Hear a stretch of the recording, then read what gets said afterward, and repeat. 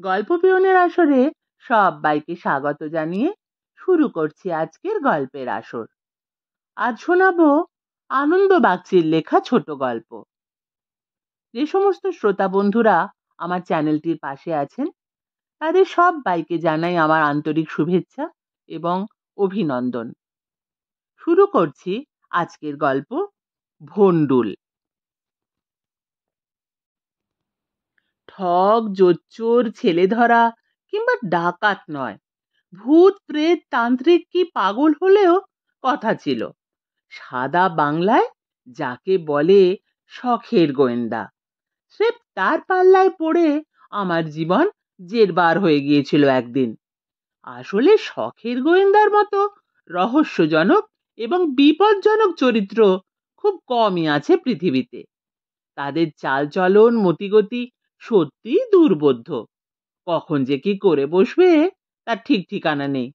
তার ওপর সে গোয়েন্দা যদি হয় ভন্ডুল ভাদুড়ির মতো কেউ, লোকাল গুরু এবং গার্জেন, বন্ধু এবং একই সঙ্গে ছোট মামা, প্রাইভেট টিউটার কাম কোচ। ছেলেবেলার কথা, ক্লাস 7-এ কি 8-এ পড়ি। ভাগ্যচক্রে পড়ে গেলাম ছোট মামার খপ্পরে। আমার থেকে কত আর বছর চারেকের বড়, সদ্য কলেজে ঢুকেছে, খাসা ছেলে, স্কুলের চৌকাঠ ডিঙিয়ে বয়ে যায়নি, বদ সঙ্গী জোটায়নি। অনেকে এই উঠতি বয়সে কবি টবি হয়ে যায়, ছোট মামা সে লাইনেও যায়নি। তার মাথায় তখন অন্য ভূতে ভর করেছে। মনে মনে সে তখন 100% গোয়েন্দা, সেলফ মেড শখের গোয়েন্দা। মগজে অষ্টপ্রহর রহস্যের পর রহস্য আর রহস্য ভেদের প্যাঁচ পয়জার কাটাকুটি খেলছে। ঠোঁটে সব সময় একটা সব জানতা হাসি। শুধু বুদ্ধিজীবী নয়, ফেলুদা স্টাইলের রীতিমতো শীর্ষাসন করে। এহেন ছোট মামার ঠিকেদারি তদারকিতে আমার ঘরের জীবন বাইরের জীবন একাকার। ফিল্ডিং খাটতে খাটতে দিনের রাতে সময় অসময় ফতুর, তবু তার কাছে আমি কৃতজ্ঞ। এই যে আজ আমি গোয়েন্দা কাহিনীর লেখক হয়েছি, এ বিদ্যে হাতে খড়ি কিন্তু সেই তার কাছেই। একটা ঘটনার কথা বলি। রবিবারের দুপুরে বসে এক মনে হোম টাস্ক করছিলাম, এমন সময় কানের কাছে চাপা গলায় দৈববাণী হলো, দমকলের মতো তৈরি থাকিস, যে কোনো সময় ডাকতে পারি। চমকে ছোট মামার মুখের দিকে তাকালাম। কেন, কি ব্যাপার? আছে আছে, জোর খবর আছে। কি শুনি? ক্রমশ প্রকাশ্য, একেবারে স্পটে গিয়ে নিজের চোখেই দেখবি বলেই গল্পের বইয়ের বিখ্যাত গোয়েন্দাদের মতো তালা চাবি আঁটা মুখ করে বসে রইল, যেন এখন এই মুহূর্তে আর সে ইহ জগতে নেই। ভাবখানা এমন। রাগ হলো, কিন্তু কোনো রকম কাণ্ড ঘটার লক্ষণই দেখি না। বড় বাড়িটার সামনের দিকের সমস্ত জানলা দরজা বন্ধ। দু একটা জানলায় খড়খড়ি শুধু সামান্য তোলা, যেন রোদের তাতের দিকে আধ খোলা চোখে তাকিয়ে আছে। বাড়িটার সামনে রাস্তার ওপাশে সামান্য একটু পোড়ো জমিতে একটা ঝাঁকড়া মতো পিটুলি গাছ আর ল্যান্টেনা ধুত্রোর ঝোপ। সেখানে একটা ভিখিরি মতো লোক চটের বস্তা মাথায় দিয়ে গুটিসুটি ঘুমোচ্ছে। তাছাড়া কোথাও কিচ্ছু নেই। কি দেখবো? ছোট মামা অবশ্যই কিছুক্ষণ পর পরই হাত ঘড়ি দেখছে, কিন্তু তার মুখ দেখেও মনে হচ্ছে সেও আমারই মতো অধৈর্য আর হতাশ হয়ে উঠেছে। আমারও বিরক্ত লাগছে। ধ্যাত্তর, কোথায় কি তার ঠিক নেই, শুধু শুধু এরকম চোরের মতো ঘাপটি মেরে দাঁড়িয়ে থাকা। কতক্ষণ এভাবে দাঁড়িয়েছিলাম হুঁশ নেই। চোখের নজর হয়তো ঢিলে হয়ে গিয়েছিল, তাই বাড়ির সদর দরজাটা কখন নিঃশব্দে খুলে গেছে খেয়াল করিনি। হঠাৎ আমাকে চমকে দিয়ে একটা চাকর গোছের লোক বাইরে বেরিয়ে এলো। লোকটার চালচলন কেমন ভীত সন্ত্রস্ত। সে উপরের দিকে তাকালো, আমরাও। মনে হলো দোতলার জানালার এক পাট খড়খড়ি আস্তে আস্তে খুলে এলো। রেলের সিগন্যাল যেভাবে নেমে আসে, কোনো রকম সংকেত? নিশ্চয় কারণ লোকটা সঙ্গে সঙ্গে ঘুরে দাঁড়িয়ে শীষ দিল। শীষটা মোটেই জোরালো নয়, কিন্তু তাতেই এক অভাবনীয় কাণ্ড ঘটে গেল। পিটুলি গাছের ছায়ায় ঘুমোনো লোকটা তড়াক করে উঠে দাঁড়ালো। মাথার বস্তুটি একটা বিরাট আকারের বস্তা। পিঠে ফেলে সে 3 লাফে বাড়ির সদরে হাজির। দেখে এখন মনে হলো লোকটা মোটেই ভিখিরি টাইপের নয়, বেশ সন্ডা গন্ডা চেহারা। পাড়ায় পুরনো খবরের কাগজ কিনবার জন্যে ঘুরে বেড়ায় সেই ধরনের কেউ। দুজনে মুখোমুখি। আমরা এপাশ থেকে স্পষ্ট দেখতে পেলাম না, তবে মনে হলো বাড়ির লোকটা পকেট থেকে কিছু বের করে ওর হাতে দিল, বোধহয় টাকা। ঝোলা কাঁধে লোকটা অপ্রসন্ন গলায় বলল, আর?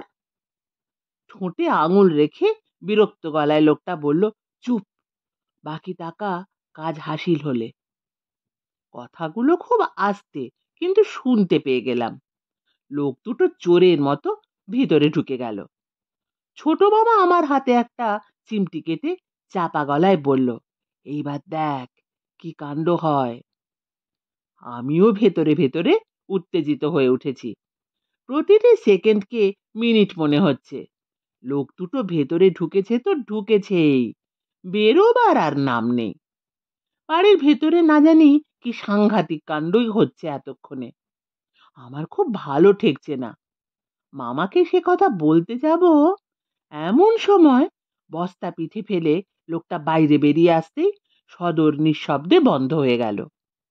বস্তার ভারে লোকটা সামনের দিকে সামান্য ঝুঁকে পড়েছে। ওটার মধ্যে ভারী আর বড়সড় কিছু ভরা, তাতে সন্দেহ নেই। রাস্তার দুপাশে একবার সাবধানে নজর বুলিয়ে নিয়ে দ্রুত পা চালিয়ে দিল। আমি সন্দেহে আতঙ্কে আড়ষ্ট গলায় বললাম, ডেড বডি পাচার করছে মনে হয়। মামা অন্যমনস্ক ভঙ্গিতে ঘাড় নেড়ে বলল, উহু, ছেলে চুরি করে নিয়ে যাচ্ছে, চল সাবধানে পিছু নিতে হবে, লোকটা ঘুণাক্ষরে টের না পায়। নিজের মূর্খামি ধরা পড়ে গেল পরক্ষণে। বস্তার ভেতরে কিছু নড়াচড়া করছে বোঝা যাচ্ছিল। থেকে থেকে কেঁপে উঠছিল ওটা। সেই সঙ্গে চাপা গোঙানির মতো কিছু যেন শুনলাম। সুতরাং ডেড বডি কি করে হবে? কোনো ছোট ছেলেকে মুখ হাত বেঁধে ভেতরে পুরে নিয়েছে। একটু ভালো করে নজর করলেই বোঝা যেত। ছোট মামা আর আমি বেশ খানিকটা দূরত্ব রেখে ছেলে ধরাটাকে ফলো করে চলেছি তো চলেইছি। পথ আর ফুরোয় না। লোকটা টের পেয়েছে কিনা জানি না, চলার স্পিড বাড়িয়ে দিয়েছে। যে কোনো সময় ভ্যানিশ হয়ে যেতে পারে। অলি গলি রাস্তার কাটাকুটি খেলতে খেলতে যেভাবে এগোচ্ছে, তাতে বোঝাই যায় ওর মতলব ভালো নয়। আমাদের চোখে ধুলো দিয়ে ও ঠিক পালাবে। এদিকে আমার আর পা চলছে না। রোদে তাতে মাথা ঝাঁঝা করছে। শহরের এক প্রান্ত থেকে আর এক প্রান্তে এসে পড়েছি আমরা। ছোট মামা এক সময় হাঁপ ধরা গলায় বলল, হুঁশিয়ার, ওকে এগোতে দেওয়া আর ঠিক হবে না। ওই বড় রাস্তা যেই ক্রস করতে যাবে, অমনি আমরা ওকে ধরে ফেলবো। ওখানে ট্রাফিক পুলিশ আছে, সাহায্য পাওয়া যাবে। যেই কথা সেই কাজ। পিচ গলা বড় রাস্তার মাঝামাঝি আমরা ছুটে গিয়ে ওকে পেছন থেকে জাপটে ধরলাম। বেজায় চমকে গিয়েছিল লোকটা, কিন্তু সামলে নিতে দেরি হলো না। আমাদের মতো দুটো ছেলের পক্ষে অমন জোয়ান একটা লোককে কাবু করা শক্ত। প্রচন্ড ধস্তাধস্তির মধ্যে আমি চেঁচালাম, পুলিশ পুলিশ, পাকড়ো পাকড়ো। ট্রাফিক পুলিশ বোধহয় আগেই লক্ষ্য করেছিল আমাদের ব্যাপারটা। সে বাঁশি বাজাতে বাজাতে ছুটে এলো, কিন্তু তার পৌঁছনোর আগেই আমাদের দুজনকে এক ঝটকায় গরম পিচের ওপর ফেলে দিয়ে লোকটা ঊর্ধ্বশ্বাসে দৌড়ে পালালো। একটুর জন্যে হাত ফসকে পালালো বটে, কিন্তু ছেলে শুদ্ধ বস্তাটা সে নিয়ে যেতে পারেনি, ফেলেই পালিয়েছে। এইটাই আমাদের সবচেয়ে বড় সান্ত্বনা। মামার মুখে সংক্ষেপে ঘটনাটা শুনে পুলিশের তো চোখ কপালে ওঠার অবস্থা। দিনে দুপুরে এই রাজধানীর বুকের ওপর ছেলে চুরি! একটা পুরস্কার কিংবা প্রমোশন তার কপালে নির্ঘাত নাচছে। সে কাল বিলম্ব না করে ঝটপট বস্তার মুখ খুলে ফেলল। আর তারপরেই ঘটে গেল সেই বিচিত্র কাণ্ডটা। কিছু বুঝতে পারার আগেই দেখলাম বিকট আর্তনাদ করে পুলিশটা রাস্তার ওপর উল্টে পড়ল, আর বস্তার খোলা মুখ দিয়ে বিদ্যুৎ গতিতে একটার পর একটা প্রমাণ সাইজের হুলো বেড়াল মটারের শেলের মতো লাফিয়ে বেরোতে লাগলো, সাকুল্যে প্রায় 11টা। ততক্ষণে রাস্তায় হুলুস্থুলু কাণ্ড শুরু হয়ে গিয়েছে। পিলপিল করে রাস্তার দুপাশ থেকে লোক ছুটে আসছে, আর বেড়ালগুলো চতুর্দিকে ছড়িয়ে গিয়ে দিশেহারার মতো এদিক ওদিক ছুটে বেড়াচ্ছে। মোটর, বাস, লরি আচমকা যে যেখানে পারছে ব্রেক কষে দাঁড়িয়ে পড়ছে একের পর এক। সমস্ত রাস্তা জুড়ে হই হই, বিশৃঙ্খলা। ফাঁক তালে ছোট মামা আমাকে নিয়ে সটকে না পড়লে সেদিন পুলিশের হাতে আমাদের নির্ঘাত নাকাল হতে হতো।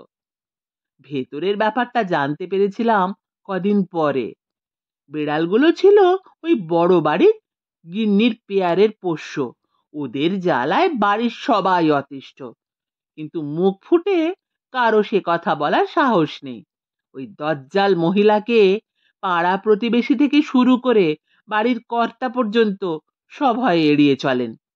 শেষে অনেক মাথা খাটিয়ে কর্তা এক পুরনো কাগজওয়ালাকে মোটা টাকার লোভ দেখিয়ে বেড়াল পাচারের ফন্দি বের করেছিলেন। কিন্তু দুঃখের বিষয়, পরের দিনই বেড়ালগুলো আবার বাড়িতে ফিরে এসেছিল। আর এই দুর্ঘটনার জন্য দায়ী যে ভন্ডুল ভাদুড়ির গোয়েন্দাগিরি, তাতে কোনো সন্দেহ নেই। শুনছিলেন আনন্দ বাগচির লেখা ছোট গল্প ভন্ডুল। কেমন লাগলো কমেন্ট করে জানাবেন। ফিরে আসছি আবার কোনো নতুন গল্প নিয়ে।